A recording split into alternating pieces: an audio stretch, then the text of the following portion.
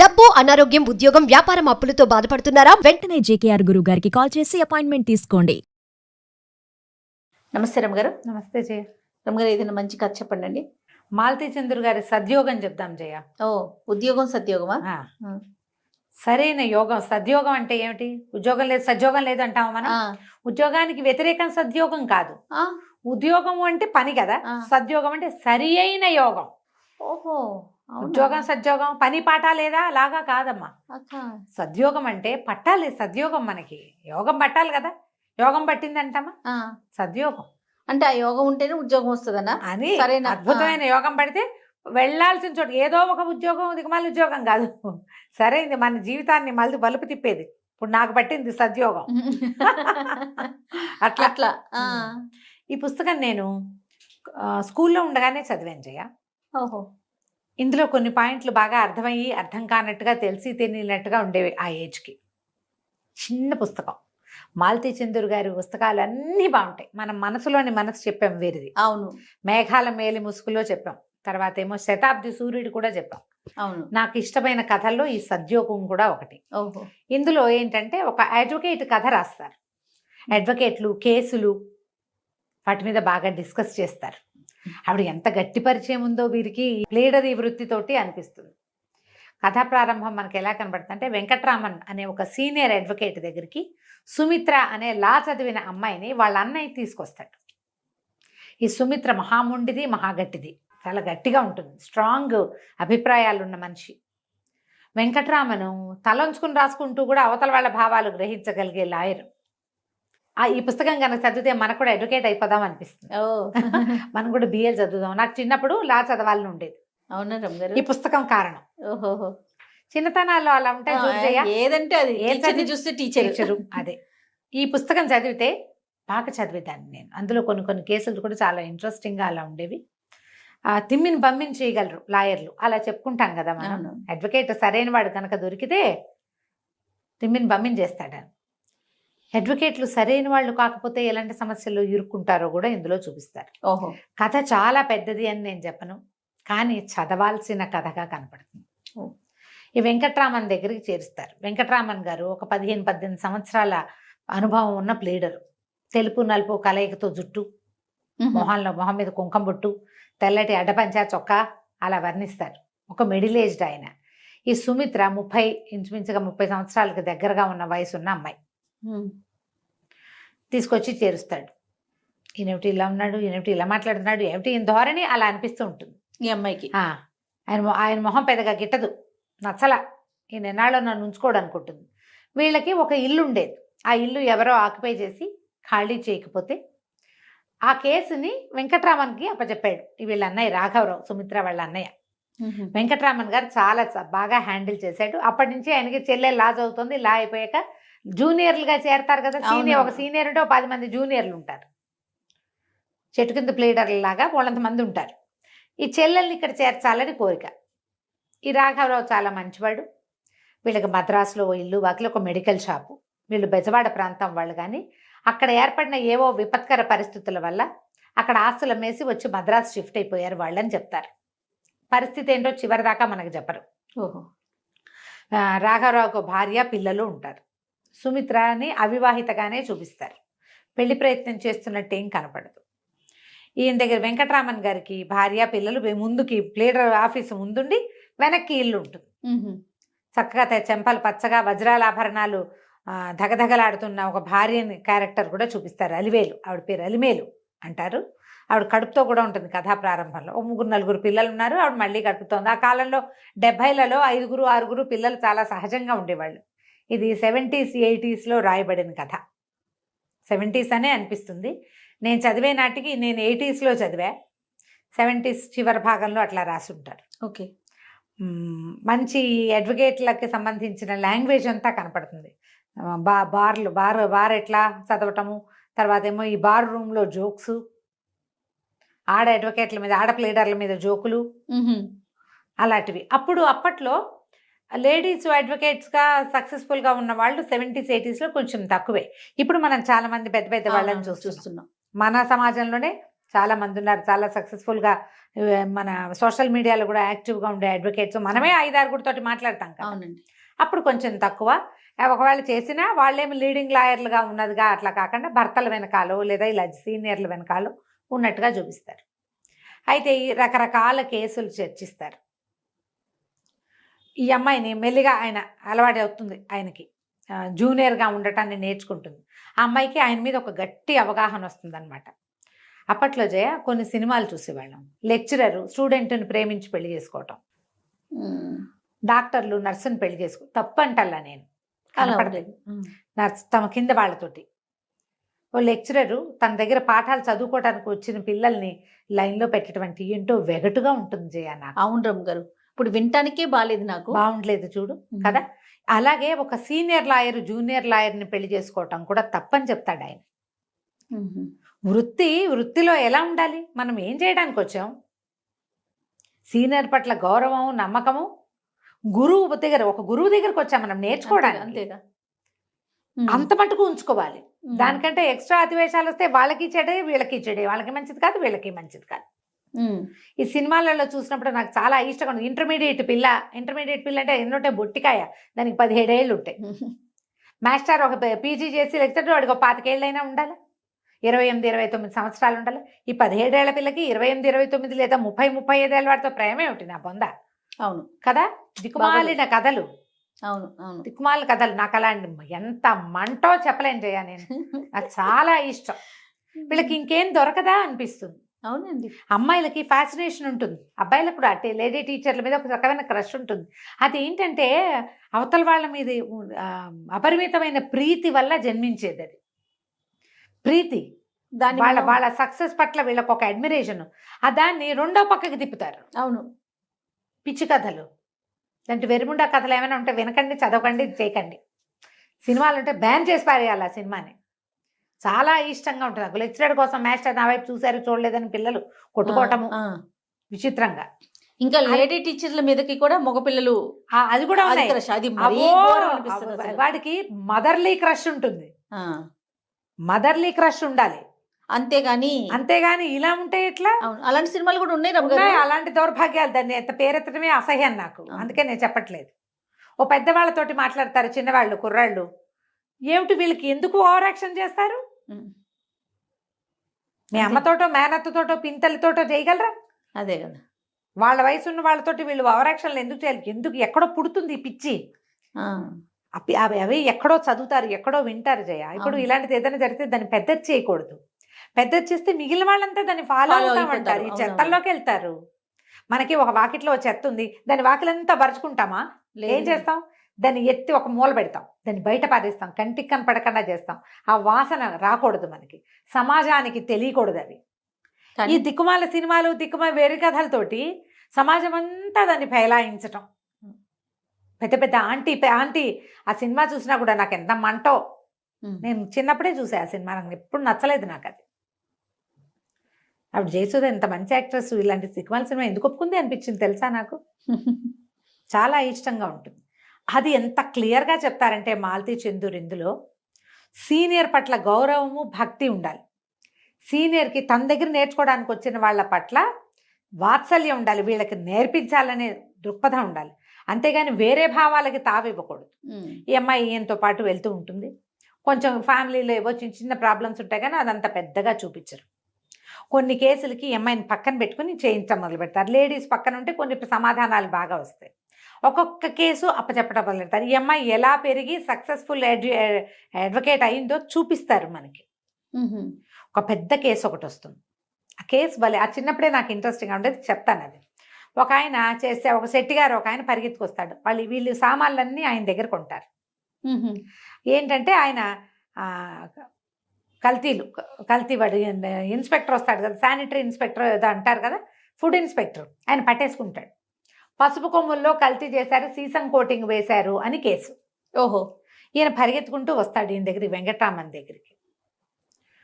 మామూలుగా మీరు కల్తీ చేయకండి. చేస్తాం బాబు, వెన్న నూనె వాటిలలో కొంత కల్తీ జరుగుతుంది. పసుపులో ఏం చేస్తాం? పసుపు అక్కడెక్కడి నుంచో వస్తుంది, మేము అమ్ముతాం, ఇంతే.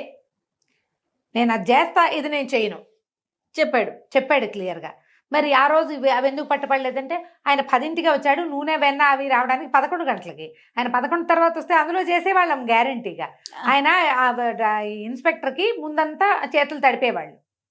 ఆయన కుమార్తె పెళ్ళినప్పుడు ఆయన ఏదో పెద్ద ఎత్తున కోరుకున్నాడు, వీళ్ళు అది ఇవ్వపోయేసరికల్లా ఆయన రాసేసాడు పసుపు కొమ్మల మీద సీసం కోటింగ్ ఉందని. ఇప్పుడు పసుపు కొమ్మలు ఎక్కడ పుడతాయి అని దుగ్గిరాల ప్రాంతం నుంచి వస్తాయి వీళ్ళకి. అమ్మాయికి ఆంధ్ర వెళ్ళాలంటే భయంగా ఉంటుంది, ఒక చేదు అనుభవం ఉంది ఆంధ్రలో. బెజవాడ ప్రాంతం వాళ్ళని చెప్పాం కదా ముందే. అయితే ఇంకా వాళ్ళ అన్నయ్య ఎంకరేజ్ చేస్తాడు, ఏం కాదు వెళ్ళు వెళ్ళు పర్వాలేదంటే ఆయనతో పాటు వెళ్తాం. ఒంటరిగా ఆయన హుందాగా ఉంటాడు. ఈ అమ్మాయి ఎవరెవరి మాటలో విని కొంచెం వేరే ఆలోచనలు వస్తాయన్నమాట. మా కారులో సీనియర్ పక్కనే కూర్చుంటుంది, వెనకాల సీట్లో కూర్చోబెట్టుకుంటాడు, ముందు డ్రైవరు గుమాస్తా ఉంటారు, ఇంకో ప్లేడర్ ఉంటాడు మనవాళ్ళని, అతని క్యారెక్టర్ కూడా చూపిస్తారు. తమిళ ప్రాంతం, ఇదంతా మద్రాసులో జరిగింది కథగా కనపడుతుంది. ఫ్రంట్ సీట్లో మీరు సీనియర్ పక్కన కూర్చుంటాం, అది మంచిది కాదన్నారు, అలాంటి మాటలు. ఈ అమ్మాయికి ఇంకొక మేరీ అని ఇంకొక కలీగ్, ఇట్లాగే అమ్మాయి లాగానే అడ్వకేట్, ఒక కాంతామణి అని, ఆవిడ ఎంతసేపు భర్తను ఎవరైనా ఎగరేసిపోతారని వస్తుంది, ఆవిడ ఎప్పుడు పడుకుని నిద్రపోతుంటుంది, కానీ అక్కర్లేని మాటలు మాట్లాడుతుంది. ఆ వాక్యాలన్నీ అమ్మాయి గుర్తొస్తాయి. ఆయనతో కూర్చుని కూపేలో ప్రయాణం చేయడానికి భయపడుతుంది. ఆయన మామూలుగా ఉంటాడు, ఆయన తన జూనియర్ని తీసుకెళ్తాను అనుకుంటాడు, అది అమ్మాయి అన్న భావం ఆయనకు ఉండదు. కానీ ఈ పిల్లకి భయం. ఒక్క క్షణం కాంతామణి మాటలు గుర్తొస్తాయి. అమ్మో వాళ్ళు ఏమనుకుంటారు, అమ్మో ఏమంటారు, ఈయనతో కలిసి వెళ్ళారంటే ఒకే కూపేలో ప్రయాణం చేసామంటే ఎలాంటి మాటలు పుడతాయి, ఈయన ఎలా ఉంటాడో. నీకు చెడ్డ మాటలు ఎవరైనా మాట్లాడిన ఇప్పుడు నేను చెప్పే కదా, బయట నుంచి వచ్చేది ఎక్కువ ఉంటుంది జయ. అవునండి. ఇప్పుడు ఒక పెద్దది 30 ఏళ్ళ ఆవిడ 15 ఏళ్ళ కుర్రాడితో సరదాగా మాట్లాడింది అనుకో, పిల్లాడు ఆవిడ మామూలుగా మాట్లాడుకుంటారు, ఏముండదు. వాడు ఎవడ ఏంట్రా ఆంటీ నీకు లైన్ ఇస్తుందని ఎవడైనా చెప్తే నిజమేన అనుకుంటాడు వీడు. ఇంకా అక్కడి నుంచి మొదలు పెడతాడు. అక్కడి నుంచి అక్కర్లేని వేషాలు, చాలా మటుకు ప్రేమ కథలు కూడా జయ. ఒక ఆడపిల్ల మగ పిల్లాడు కాసేపు మాట్లాడుకోం కానీ మీ ఇద్దరు జట్టు అని మిగిలిన వాళ్ళు వీళ్ళని నమ్మిస్తారు. వాళ్ళలో అంత తీవ్రమైన భావాలు ఏమి ఉండవు, అందరితో మాట్లాడినట్టే మాట్లాడతారు. మిగిలిన వాళ్ళు వీళ్ళు ఎక్కువ మాట్లాడుకుంటున్నారు అని గమనించారంటే వాళ్ళు ప్రోవోక్ చేస్తారు, వీళ్ళు ఫిక్స్ అవుతారు. మీరు గమనించండి, ఒక్కొక్కసారి మన ప్రేమ కథలు కూడా అలాంటివిగానే తేలుతాయి ఆలోచిస్తే.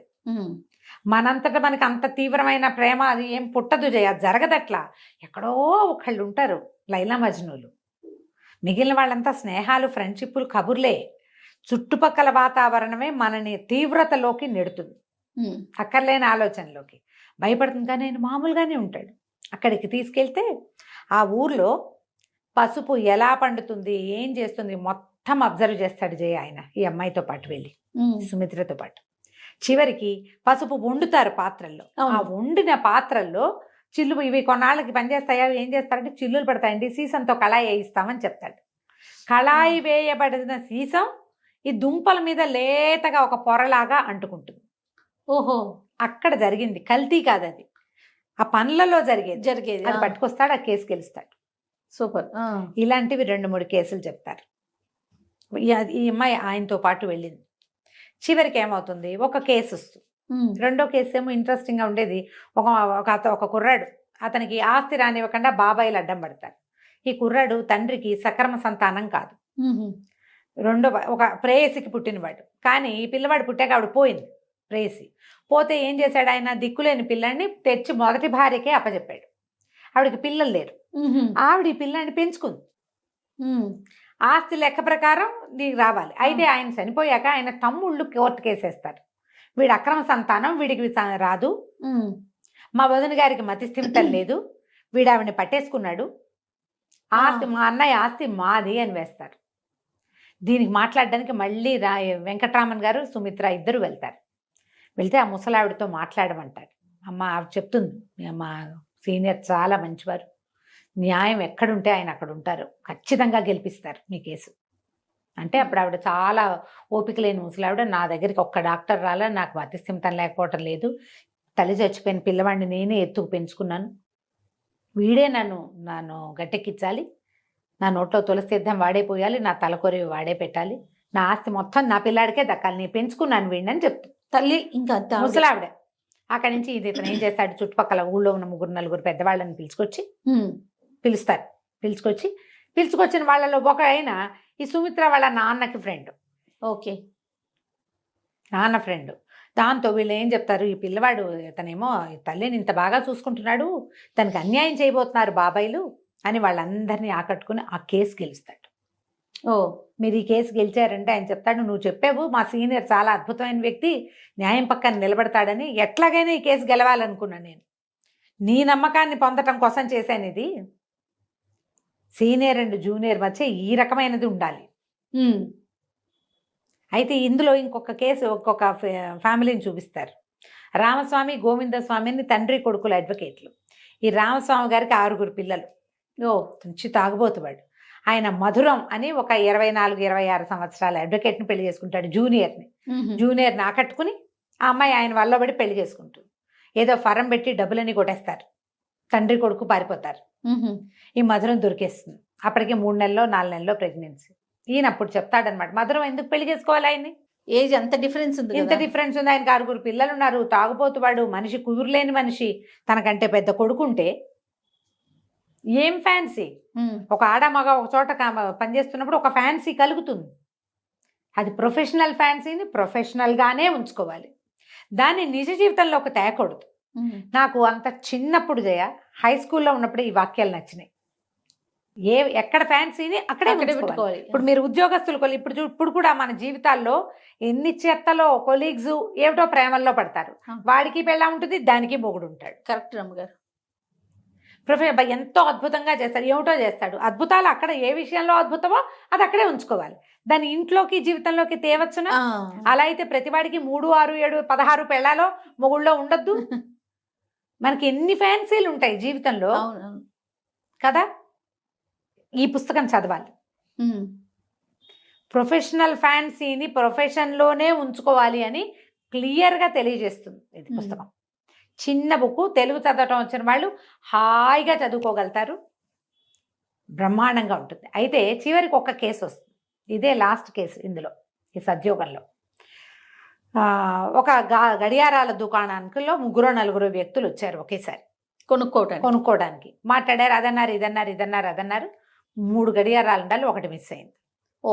ఈ వ్యక్తులు 3 దాటేసిన తర్వాత సేల్స్ మ్యాన్కి తెలిసింది ఒక వాచ్ పోయిందని. వీడు పరిగెత్తుకుంటూ వెళ్ళాడు వాళ్ళ వెనకాల. 2 ఎటో వెళ్ళిపోయారు. 3వ మనిషి బస్ ఎక్కి వెళ్ళిపోవడం చూశాడు. ఓనర్ వచ్చి సేల్స్ మ్యాన్ని పట్టుకున్నాడు. నువ్వే దొంగతనం చేసావు అంటే, కాదు ఈ వచ్చిన 3లో ఒకళ్ళు చేశారు గ్యారంటీగా అని చెప్పాడు. చెప్తే ఓనర్ ఏం చేశాడు, ఉద్యోగం పీకేశాడు. నీకు జీతం ఎవరు, ఉద్యోగం తీసేశానంటే సేల్స్ మ్యాన్ ఓనర్ మీద కేసు పెడతాడు. అన్యాయంగా నా ఉద్యోగం తీశారు, షాపులో జరిగిందేమో దొంగతనము, ఆ రోజు 3 మనుషులు వచ్చారు, అప్పటికి సీసీ కెమెరాలు వ్యవహారాలు లేవు కదా 70-80లో. అప్పుడు ఈ కేసు వచ్చింది. వచ్చేసరికి ఇంతలో ఏమైంది, ఈ సేల్స్ మ్యాన్గా ఉన్న కుర్రాడు ఉద్యోగం లేదు కాబట్టి వాళ్ళ నాన్నకి వాచీలు రిపేర్ చేసే షాప్ ఉంటే షాపులో పనిచేస్తున్నాడు. అక్కడికి ఒక అతను వచ్చాడు, భాష అని చెప్తారు. ఆ వచ్చిన వాడు ఒక వాచి పట్టుకొచ్చాడు. పట్టుకొస్తే వీడు గుర్తుపట్టేశాడు. ఆ వాచి కొత్త వాచి, ఏ వాచి అయితే తన షాప్ నుంచి రోజు చూస్తారు వాళ్ళకి తెలుసు కదా, గుర్తుపట్టేశాడు. పట్టేసి 1 నిమిషం ఉండి ఇక్కడే ఉండని వీడిని ఇక్కడే ఉంచి వాచితో సహా వాడిని పట్టించేశాడు చుట్టుపక్కల వాళ్ళకి. పోలీసులు అరెస్ట్ చేశారు. అరెస్ట్ చేశాక ఈ భాషకి ఒక 3-4 ఫ్రెండ్స్ ఉన్నారు. వాళ్ళు వచ్చి వెంకట్రామన్ని పట్టుకున్నారు. వాడు దొంగతనం చేయలేదండి, దొరికిన వాచి అది. వాడైతే షాపులోకి వెళ్ళాల, దొరికిన వాచి అది అమ్మడానికి వెళ్ళాడు, రిపేర్ చేసే షాప్లో చూపించడానికి వెళ్ళాడు, అంతే తప్ప దొరికిందా అని అమ్ముకోవడం తప్పే, అంతే తప్ప ఇంకేం లేదు అనేసరికల్లా సరే ఈ కేసు ఏదో ఇంట్లో ఆయన ఉండి ఇంపల్సివ్గా ఏవో కొన్ని కేసులు తీసుకుంటాడు. ఓడిపోయే కేసులు, చెత్త కేసులు ఎప్పుడు తీసుకోడు, అది చూపిస్తారు ప్రతి చోట. ఈ భాషని ప్రశ్నించి రమ్మని సుమిత్రని పంపిస్తాడు. ఆయన ఎక్కడికో వెళ్తాడు. వెళ్తే ఈ అమ్మాయి ఏం చేస్తుంది, ఆ సామాన్లు సర్దుకుని ఈ భాష దగ్గరికి వెళ్తుంది. ఆ పోలీస్ స్టేషన్లోకి వెళ్ళాలి, పోలీసు లాకప్ దగ్గరికి వెళ్ళాలి. లాయర్లు అంటే పాపం వాళ్ళు మన సినిమాల్లో చూసినట్టు కోర్టులలోనే కాదమ్మా, ఎన్ని చోట్లకి చెడదిరగాలో పాపం వాళ్ళు, ఎన్ని రకాల పనులు చేయాలో, చాలా చదవాలి, ప్రతి దాని మీద నోట్స్ రాయాలి, బోల్డ్ అంత పని ఉంటుంది. ఫ్యాన్సీ కాదు లాయర్ పని అంటే, ఎంత కష్టసాధ్యమైన పనో అది. అయితే ఈ పోలీస్ స్టేషన్కి వెళ్తుంది. వెళ్ళేసరికి ఆ పోలీస్ స్టేషన్లో ఒక మనిషి కూర్చుని ఉంటాడు, వీడే భాష అని చెప్తారు. చెప్పంగానే వాడిని చూస్తుంది, భయమేస్తుంది అమ్మాయికి. వాడు సడన్గా లేచినప్పుడు నువ్వా అంటాడు. అనగానే పరిగెత్తుకొచ్చేస్తుంది. ఇంత చదువుకుని వాడితోటి దౌర్భాగ్యుడు, వాడి వల్ల వాడు నన్ను నువ్వా అని కేవలంగా ఎప్పుడు అంటారు, మీరా అంటారు, అమ్మా తల్లి అంటారు. ఒక అడ్వకేట్ తో మాట్లాడేది ఏంటి నువ్వు అన్నాడంటే నేను ఎంత కేవలం అయిపోయాను వాడికి, నా అంతే. బతికిలాగా అయిపోయిందని పిచ్చగా ఏడుస్తుంది. నేను ఈ పని చేయలేనంటుంది. ఆయన చెడామడా తిడతాడు. నీకేం చెప్పాను, చెప్పిన పని చేయవా నువ్వు, నేను ఒప్పుకున్న కేసు నువ్వు ఈ రకంగా చేస్తావా అంటే సరే కాదు నువ్వా అన్నాడు. నువ్వా అని ఎందుకు అంటాడు, వాడెవడు నీకు తెలుసా అంటే నాకు తెలుసు అంట. సరే చెప్పమంటాడు. ఇక్కడ నేను చెప్పలేను, మీకు 1 గంట టైం ఉంటే చెప్తానంటే బీచ్కి తీసుకుపోతాడు. తీసుకెళ్తే ఈ అమ్మాయి చెప్తుంది, అక్కడికి వెళ్ళాక నా జీవితంలో ఒక చీకటి తెర ఇది, ఏనాడు ఎవరికీ చెప్పుకోలేం. ఆ ఊరు దాటాక మళ్ళీ వెనక్కి తిరిగి చూడలే. మా నాన్న నా మీద దయతలిచి నాకు ఈ కొత్త జీవితాన్ని ప్రసాదించాడు. మీ దగ్గర చేరాక ఇంకా నేను అది మా పాత జీవితాన్ని మర్చిపోయాను. 8th క్లాస్ దాకానే చదివాను నేను. ఆంధ్రదేశంలో 8th 9th రాగానే స్కూల్ ఫైనల్ అవుతుండగానే స్కూల్ మార్పించేస్తారు. పిల్లలు రకరకాల పత్రికలు పుస్తకాలు చదివేవాళ్ళు, చదివేయటానికి అవకాశం లభించేది. బోల్డ్ పుస్తకాలు చదివేదాన్ని ప్రతివాడు హీరోలా కనపడేవాడు నాకు. వీడు మా ఎదురింట్లో ఉండేవాడు. మా వాళ్ళు ఏవో ఈ భాష అన్నాడు. వాడు అసలు భాషయే కాదు, వాడు పక్కా హిందూ. ఓహో, భాష అని పేరు పెట్టుకున్నాడు వాడు. అయితే ఆయనేమో సరే చెప్తుందనమాట, నేను ఈ ఎదురింటి వాడితో ప్రేమలో పడి వాడితో కలిసి పారిపోయాను. ఇది ఎన్నేళ్లకి, ఈ అమ్మాయికి 16-17 సంవత్సరాలు. అప్పుడు టీనేజ్లో వెళ్ళిపోయాను. బోల్డ్ నగలు పట్టుకెళ్ళిపోయా. వాడు తేపకు ఒక నగ అడిగి ఖర్చు పెట్టుకునేవాడు. నాకు డబ్బు లెక్కలు ఏనాడూ తెలియదు. అడిగాడు, ఇచ్చేసాను. వాడితో కాపురం చేశాను బోల్డ్ రోజులు. మరి ఒక పిల్లాడితో ఆడపిల్ల వెళ్ళిపోతే చివరికి జరిగేది అదే కదా. తీరా తర్వాత వాడు నన్ను అమ్మేయదలుచుకున్నాడని నాకు తెలిసింది. ఒక ఉంగరం మిగిలితే ఆ ఉంగరం తెగనమ్మి ఎలాగోలాగా బెజవాడ చేరాను. రైళ్లు మారి మారి మారి బొంబాయి నుంచి బెజవాడ ఎలా రావాలో తెలియదు నాకు. ఇంటికి చేరాను. బతికి వచ్చినందుకు సంతోషించాడు మా నాన్న. జరిగింది ఏమిటని ఒక్క ప్రశ్న ఇలా. థ్యాంక్ గాడ్ అంటాడు ఈయన వెంకటరామన్. థ్యాంక్ గాడ్ కాదండి, ఆ తర్వాత ఇంకా నా జీవితం అధ్వాన్నం అయిపోయింది. వారం తిరిగేసరికి వాడిద్దరు స్నేహితులను వేసుకుని మా ఇంటి మీద పడ్డాడు. నేను వెళ్ళిపోయిన సంగతి, తిరిగి వచ్చిన సంగతి ఎవరికీ తెలియదు అప్పటిదాకా బయట.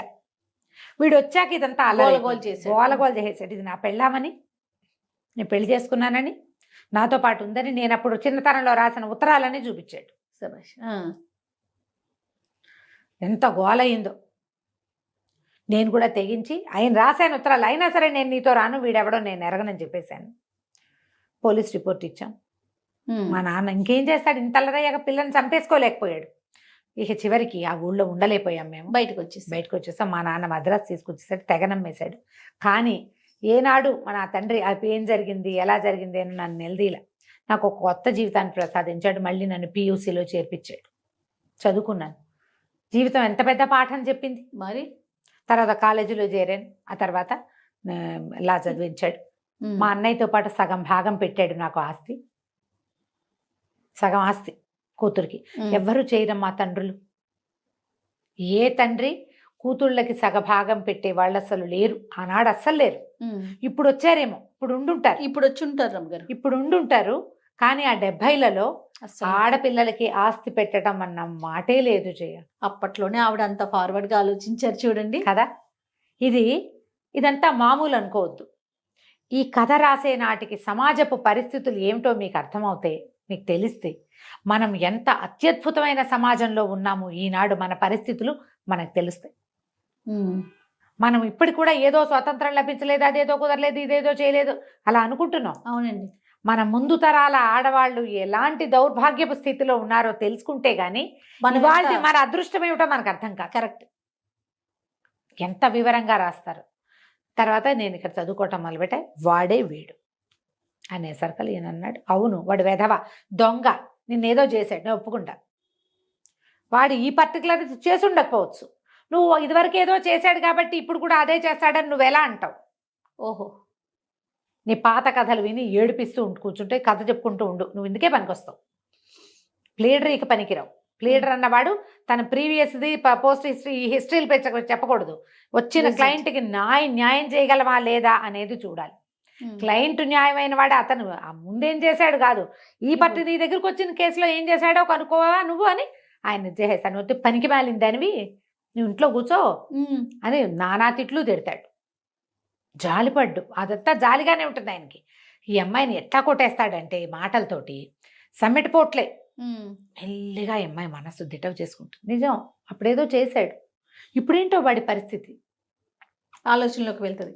నేను చేస్తాను, ఇక నేను నమ్మను, నీకు అసలు క్లయింట్ పట్ల నమ్మకమే లేదు, వాడి మీద బోల్డని అనుమానాలు ఉన్నాయి, వాడు నేను చిన్నప్పుడు ఏదో చేశాడు కాబట్టి ఇప్పుడు కూడా వాడు అలాగే చేస్తాడని నువ్వు ఎలా చెప్తావు? ఎలాంటి వాడైనా మారచ్చునే. పైగా అవేవో చేసి ఉండొచ్చు, ఈ పర్టికులర్ దొంగతనం వాడు చేసి ఉండకపోవచ్చు, వాడు లబోదిబం అంటున్నాడు, నేను కొట్టుకే వెళ్ళలేదంటున్నాడు అని గట్టిగా వాయించేస్తాడు. ఏమైనా సరే కేసు చేసి తీరుతానంటూ. సరే ఈయన ఏం చేస్తాడు, రాత్రే పోలీస్ స్టేషన్కి వెళ్తాడు. వెళ్ళి వాడిని తెగదిట్టి వాళ్ళ నాన్న వాళ్ళ అన్నయ్య పబ్లిక్ ప్రాసిక్యూటర్కి చిన్న చిన్న అబద్ధాలు చెప్పి సాక్షిని బెదరగొట్టడం మంచి సరదా వెంకట్రామన్కి. ఓహో. పబ్లిక్ ప్రాసిక్యూటర్గా ఉన్నాడు. బొంబాయిలో పిల్లలు ఎవరెవరి పిల్లల్ని నువ్వు అమ్మేవో అవన్నీ సాక్ష్యాలు తీస్తున్నారు, నీ పని శంకర్గిరి మాన్యాలే అని బాగా బెదిరిస్తే వాడు లబో దిబోమని, బాబు కాదండి మేము దొంగ సామాన్లు కొంటాం, వాడు ఒకడు నాకు పట్టుకొచ్చి ఇచ్చాడు, రోడ్డు మీద దొరికింది కాదు కానీ పట్టుకొచ్చి ఇచ్చాడు, నేను అసలు ఆ షాపులోకే వెళ్ళాలా, షాప్ తెలియదు నాకు, ఆవిడని క్షమించమనండి, మీరు ఏం చేయమంటే అది చేస్తానని కాళ్ళు పట్టుకుంటాడు. రేపు వస్తుంది మర్యాదగా మాట్లాడమని చెప్పి రాత్రే వీడిని రిపేర్ చేస్తాడు ఆయన. మర్నాడు సౌమిత్ర వెళ్ళి వివరం అంతా తీసుకుంటుంది. ఒక కళ్ళజోడు పెట్టుకుని ఉంటాడు అతను, ఈ పర్టికులర్ భాష అన్నవాడు. వాడి పేరేంటో మళ్ళీ చెప్పరు ఇంకా మనకి. అదే ఆ అమ్మాయి కేసు పకడ్బందీగా ఫైల్ చేసి కేసు గెలిపిస్తుంది. ఓహో. 15 రోజులు సాధారణ శిక్ష, దొరికిన వస్తువుని పోలీసులకు అప్పచెప్పకుండా అమ్మ చూపటం అనే విషయం మీద 15 రోజులు సాధారణ జైలు శిక్ష విధిస్తారు. విధించాక ఈయన చెప్తాడు, నువ్వు నేను ఇక నుంచి పార్ట్నర్స్మి, ఇప్పటిదాకా నువ్వు జూనియర్వి, నువ్వు ఈ కేసు ట్యాకిల్ చేసిన విధానం ప్రకారం మనిద్దరం ఫర్మన్ కలిసి నడుపుకుందాం, నువ్వు నాతో సమానమైన దానివని ఒప్పుకుంటాడు. ఈ కేసు గెలిచేది. అంతకుముందు 2-3 కేసులు చిన్న చిన్న కేసులు గెలుస్తుందమ్మ, ఏమైనా పంపిస్తాడు నువ్వే హ్యాండిల్ చెయ్యి అని. జీతంగా అప్పుడో 1500 అప్పుడో 1500 అలా ఇస్తాడు. ముందంతా వదిన గారు ఈయనేం జీతం ఇవ్వట్లేదు, రోజు పరిగెత్తికి వెళ్ళిపోతుంది, ఎంతసేపు ఆయన చూడడానికి వెళ్తోంది, అలాంటి చిన్న చిన్న మాటలు కూడా వినపడతాయి. ఇళ్లల్లో కూడా అలాగే మాట్లాడతారమ్మా. ఆఫీస్ గురించే మాట్లాడుతున్నారనుకో, ఇంటికి వెళ్ళాక వాళ్ళు ఎవరి మీదో వీళ్ళకి ఆకర్షణ కలిగిందని నమ్ముతారు. సమాజం అట్లా ఉంటుంది జయ. సమాజం ఏ రకంగా ఉంటుందో కూడా చూపిస్తారు ఇందులో. మనకి ఎలా ఉండకూడదో మనకి తెలియజేస్తుంది ఈ సద్యోగం. మనం ఒక ప్రొఫెషన్లో ఉంటే ప్రొఫెషనల్ ఫ్యాన్సీని ఎలా ఉంచుకోవాలో చూపిస్తుంది. పర్సనల్ లైఫ్ వేరు, ప్రొఫెషనల్ లైఫ్ వేరు. ఈ అమ్మాయి ఇక్కడ పనిచేస్తూ ఉండగానే ఆ వెంకటరామన్ గారికి మళ్ళీ కొడుకు పుడతాడు. ఓహో. అమ్మాయి ఆవిడ కడుతోందని చెప్తాంగా, కొడుకు పుట్టాడని. తర్వాత ఏమో ఇంకా కొద్ది రోజులు పోయాక భార్యాభర్త పిల్లల్ని వదిలిపెట్టి కొడైకెనాల్ సమ్మర్లో ట్రిప్కి వెళ్ళారని. ఆయన ఎక్కడ ఈ అమ్మాయితో అతిగా చనువు తీసుకున్నట్టుగా చూపించారు. ఈవిడ మాత్రం వెంకటరామన్ ఆయన డ్రెస్సింగ్ వాటి గురించి చెప్తుంది, పరిశీలిస్తుంది. ఆయన పరిశీలించినట్టే కనపడ్డు. చివరికి అమ్మాయి ఏడుస్తూ ఈ కథ చెప్తున్నప్పుడు అప్పుడు పరిశీలిస్తాడు. చాలా బాగుంటుంది. పుస్తకం దొరికితే కొనుక్కొని, చిన్న పుస్తకం 100 రూపాయల లోపే, సద్యోగం, మాలతి చందూర్ గారిది. అండ్ నేను ఇంకొక టిప్పని ఇక్కడ ఏం చెప్పదలుచుకున్నానంటే, మనం చాలా నావెల్స్ కథలు చదువుతాం, కథలు మనని కలలు అనేలాగా చేస్తాయి చాలా నావెల్స్. మనకి తెలియని ఒక కొత్త తలుపుని తెరుస్తాయి ఏదో, కానీ మన జీవితపు తలుపులు తెరుచుకునే అవకాశాలు చాలా నావెల్స్ ఇవ్వవు. ఆ జీవిత సత్యాలు తెరిచే తలుపులు మాలతి చందూర్ గారు తీస్తారు. అవునండి. మనుషుల్లో ఉండేటువంటి ఆ లోపల నిబిడీకృతంగా మన లోపల అణిచిపెట్టుకునే భావాలు, జనరల్గా పబ్లిక్ ఎవరు చెప్పడానికి ఇష్టపడని భావాలని తట్టి లేపుతారు, వీరు చూపిస్తారు. ఆలోచించండి, చదవండి. తప్పకుండా. నమస్తే. నమస్తే జయ.